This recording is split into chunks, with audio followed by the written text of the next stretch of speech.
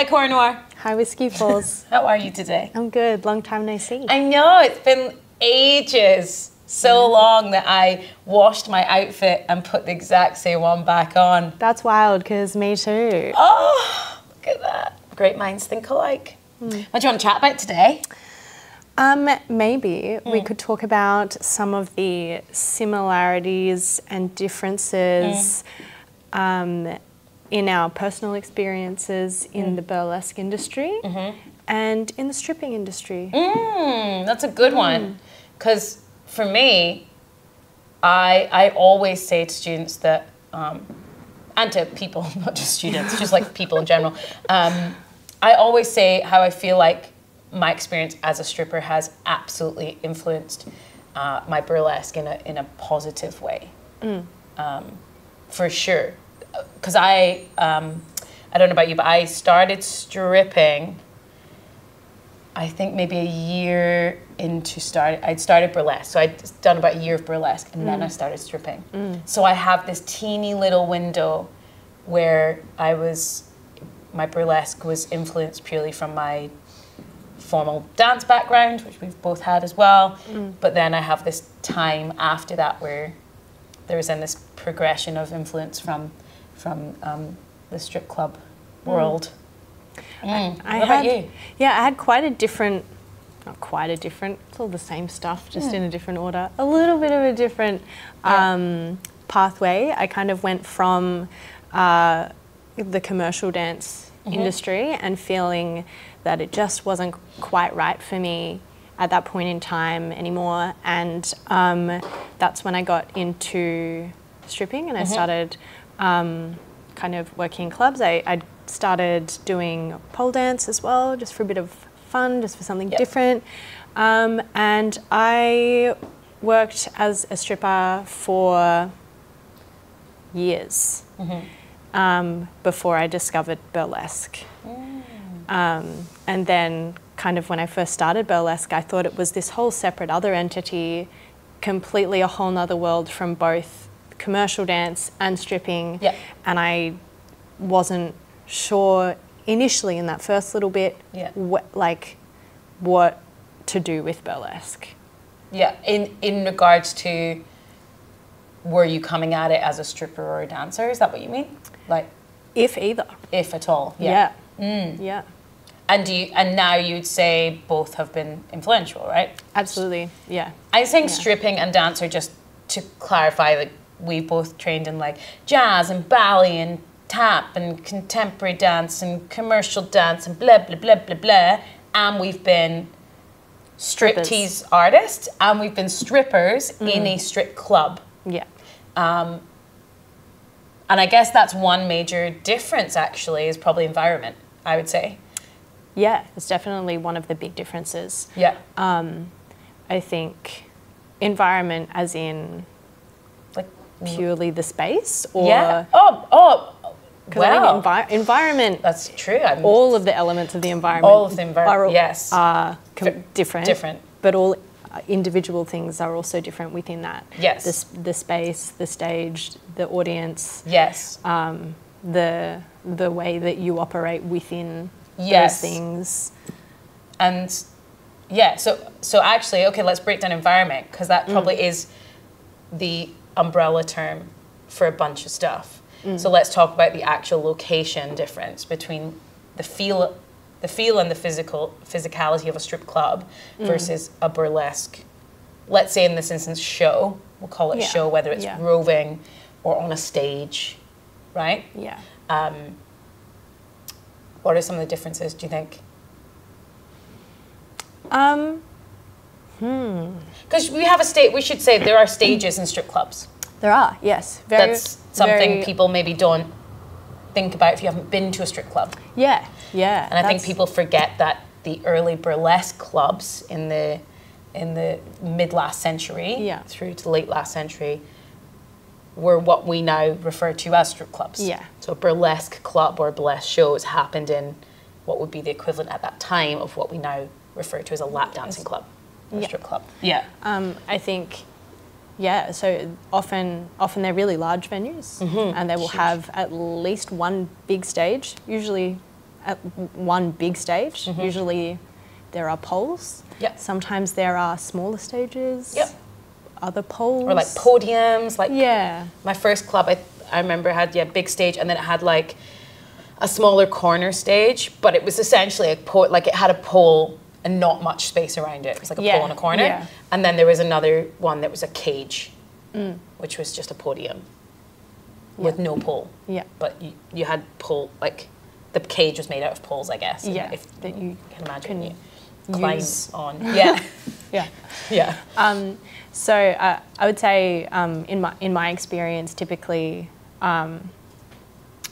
strip clubs are bigger. The And most there burlesque are venues, yeah. more installed apparatus Yes. to work with. Yes. And I guess I'm kind of bleeding into something else now, Yeah. but what am I trying to say? You kind of will move between different things at different times, and you don't just. I mean, at a lot of clubs, you will have this is your stage time where you're going to go out and dance on that stage, but it's not always structured that way, and you might have a little bit of time here, a little bit of time there, and you'll be sharing that with a huge amount of others. Yeah. At any given time. Yeah, and different shifts, different days, and different size clubs will have different amounts of people working. So you're actually there in a similar way you would like clock on for like a waitressing job. You like sort of clock on in the club, you pay your house fee, which is like your rent, and you go out. And so some shifts, there might be like 5 of you, and then other shifts there are like 45 of you. Or more, depending on the size of your club and things like that. I've worked in big clubs with more than that on the floor at any given time. Yeah. I think, like, also a point there is that it is like a shift job that you clock in and out of. Your shift might be from 9 to 5, and that is another big difference, I think, in the sense that typically with burlesque, you might still be required at the venue from a certain time until a certain time, but typically you'll be booked to perform 2 acts or 3 or 1 or whatever that might be, rather than you're required to be within the venue and do any range of things between your start and finish time. It's more similar to, I guess, what we might call a normie or a civvy job, where you have a shift that you work. Shift, yeah. Yeah, it is like the shift work version, I think, of striptease. Yeah. Because I think, so here's a question. In the club, because I had different experiences from different clubs. So in the club, did you find we use the term stripper a lot. Did you actually strip a lot? Like physically? In comparison to burlesque, we quite often talk about layers and revealing. Yeah. No. Not often, right? Not often. Sometimes you're walking around the floor in a bikini, right? Often. Yeah. I would say, again, it's been different at different clubs that I've worked at. I have actually worked at a club where on the floor you're required to wear a gown. Yeah. And then under that gown you might have like a 3 or more piece lingerie set. And then also for a stage show, you might have something different that you need to wear. I worked at a club once that at different times you had to wear different things. So the 10 o'clock set was a black bikini and the 12 o'clock set was a red one. Specific. And so you would have to go and change out of whatever your floor outfit was and put on that stage outfit. But then during that stage performance, I'm wearing the tiniest bikini that anyone has ever seen. And over a 20-minute set on that stage, I will remove. That's it. That's it. 2 things. Yeah. I had a club similar. My first club it wasn't as specific as colors and things like that, but it was like up until 8 p.m. you had to wear a long gown, and then 8 p.m. till midnight you had to wear a shorter gown. Could be mini to calf, length, and it depended on your style. They were pretty good with style. And then after that, it was you had to wear mini or smaller. So it was like layered in the night's form, I guess, all the way through till the morning. And we had a rule that in one of the clubs, which is very common, but people laugh,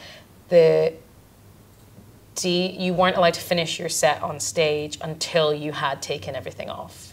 So even if you were on, like for a 2-song set, because it would be different lengths depending on what it was. My first club didn't really have like showgirl sets like here. And maybe that's the thing we talk about in a second, actually, like I stripped in I was UK. going to ask, this was ticking over in my brain. And you stripped in Australia, right? I've stripped in Australia and New Zealand. So. Yeah, so this is going to be interesting too, right? Yeah. But we had we'd have a 2-song minimum. Yeah.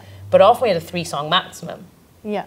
And if you hadn't got your G-string off by the end of your 3rd song, the DJ would literally come on the mic and be like, "Come on, Amy, you're almost done," and you would get a fine if you were on the stage too long, or if you left the stage with your G-string still on. I was thinking about that as you were talking as well. There's like one specific experience that I remember, and it would be roughly 20 minutes as the set, and right at for the last 3 minutes is when they want you to take off the bottom, so just the last song. And when it's the last song, they flash lights, and that's how you know it's time to take it off. That's and good. Cora's just dancing, having a good time, missed the flashing lights, and then I hear, and it's just the DJ on the microphone just going, "Cora, Cora," and I was like, "What's going on?" And then I took it off, and I got in a bit of trouble for that one. You're just having a moment. You're in your world. Having a good time. Which, I guess, brings another point that makes it very different to burlesque. Yes. There is actually a lot of structure and a lot of rules. You got to do it the way they want you to do it. So much structure, you get fined. So fining is, I think, worldwide a thing. You get on the floor 5 minutes late, that's a $10 fine. You're chewing gum on the floor, that might be a $5 fine. One of my clubs, I always tell people this one, it's hilarious. You'd be chatting in the club. It's also a sales job. So with burlesque, you've already done the selling, you've hustled to get the job, then you turn up and you do the job. Part of the stripping job is getting the job. So just because you're in the strip club doesn't mean you've made any money yet. In fact, you start in deficit. You pay a fee to be there, and then you have to hustle. Anyway, so you could be sitting talking to someone trying to say, "Come and have a private dance with me," and they would play the stripper. And when the stripper played, you had to get your tits out and go, "Hey, it's 2-for-1 dances right now. Do you want to come and have a dance with me?" And if you didn't get your nipples out, the DJ would scan the room, and if your nipples weren't out within, I think, 10 seconds, you got a fine. That's wild. So not only would I then have to take a customer in for 2-for-1 dances, so they're at a loss, I also get fined for not doing it. So we were talking a lot about burlesque being about breaking rules, and stripping weirdly is a lot about rules. A lot of rules. In burlesque, if my song finishes and I was just vibing and I realize I forgot to take something off, no one knows that but me. I'll keep it on. I'll walk off. Bye. And also within that, and we were talking about the uniform as such, and I guess that's why we say strippers and striptease. There's not as much strip teasing in a club.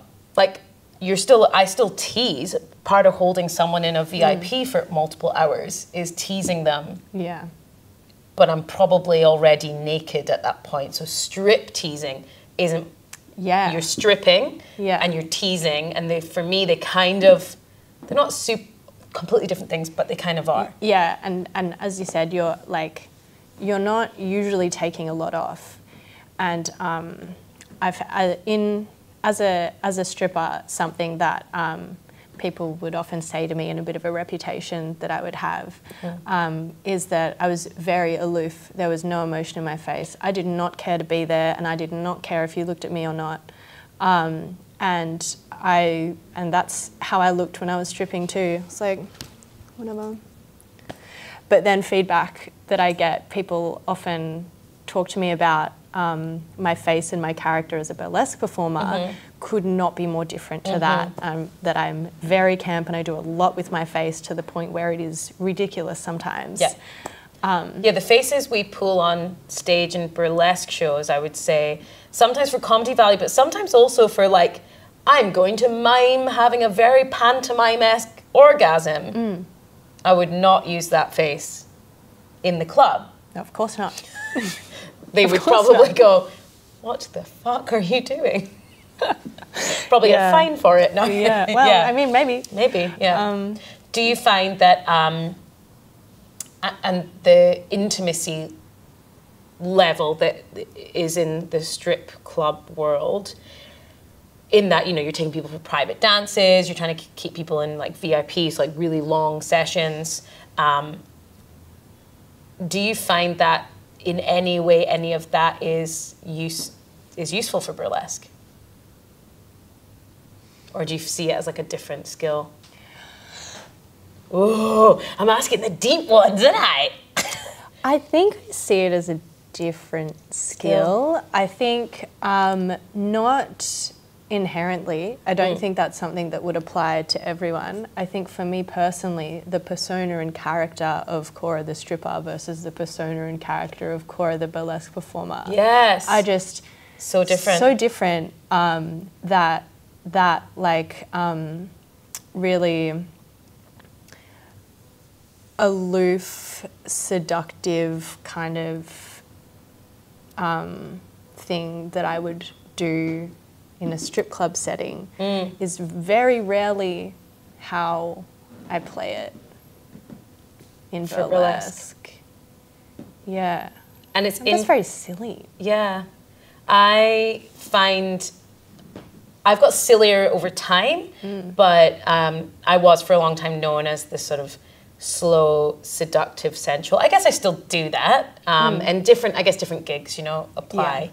Yeah. And that's where I feel like working as a stripper has really helped my burlesque, because I'm lucky enough to work in quite immersive settings and I guess serious burlesque settings, where I'm evoking energy and vibe and I'm trying to connect with the audience but not necessarily tell a story. And I find, having been a stripper, those things help. That kind of really intense physical space, eye contact, almost the point of uncomfortable, I can use more than I thought I would. Does that make sense? You're right, actually. I think probably I'm seeing them as two very different things, but hearing you describe it like that, the confidence and ability to go right up and look someone dead in the eye while you're like taking something off, like regardless of how I'm playing that character,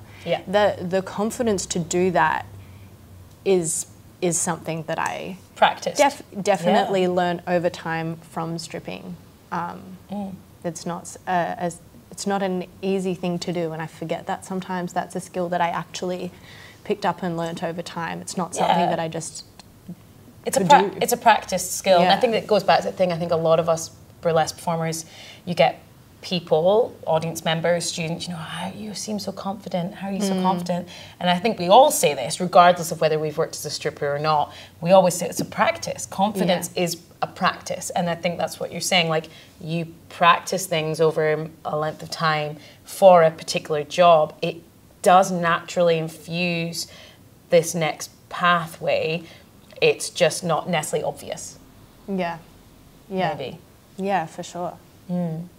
Oh, we could talk about this one all day. We really could. Maybe you should ask us some questions and we'll do a part 2. Write some comments and we can do that. And talk about more stuff that we think of, more stuff that you think of. Yeah.